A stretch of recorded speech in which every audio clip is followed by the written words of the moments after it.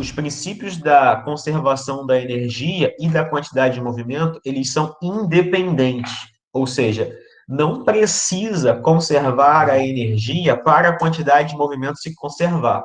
A quantidade de movimento se conserva desde que o sistema como um todo não sofra influências externas, ou seja, não tendo forças externas para alterar esse estado de movimento, isso quer dizer que a quantidade de movimento permanece constante. Então, a quantidade de movimento dos corpos constitui um sistema mecanicamente isolado, não é necessariamente constante. O que permanece constante é a quantidade de movimento total do sistema. Em outras palavras, o que é um sistema isolado?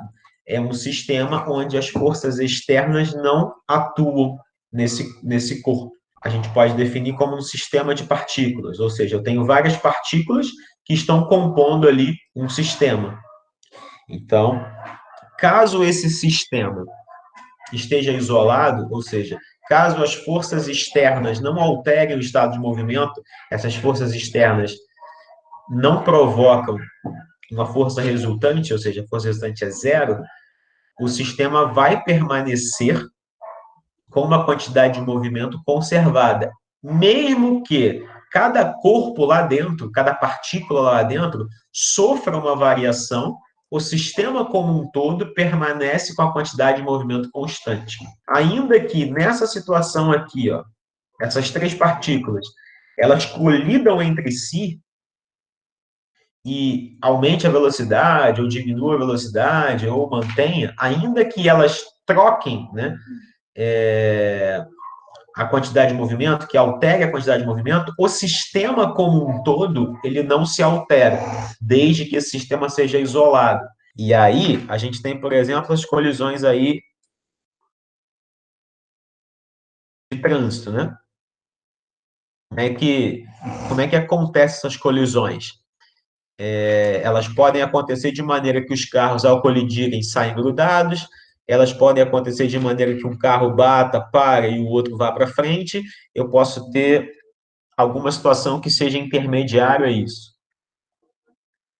Então, outra situação, um jogo de sinuca. Não sei se vocês já perceberam, mas se você pegar uma bolinha, a bolinha de sinuca, por exemplo, igual ele está batendo ali, se você conseguir com que essa bolinha branca, o centro de massa dessa bolinha branca colida exatamente com o centro de massa da bolinha vermelha, a bola branca para e a vermelha segue com a mesma velocidade. A gente chama essa colisão de colisão perfeitamente elástica. E aí a galera que sabe jogar sinuca consegue calcular isso de maneira que, caso queira fazer essa jogada, ele consiga fazer, com que a bolinha consiga bater no meio da outra, no centro de massa. Como elas têm a mesma massa, então a gente vai ter ali essa conservação da quantidade de movimento, independente de onde pegar. Se pegar na borda e a bolinha for para o lado, a ideia é que a quantidade de movimento seja conservada, já que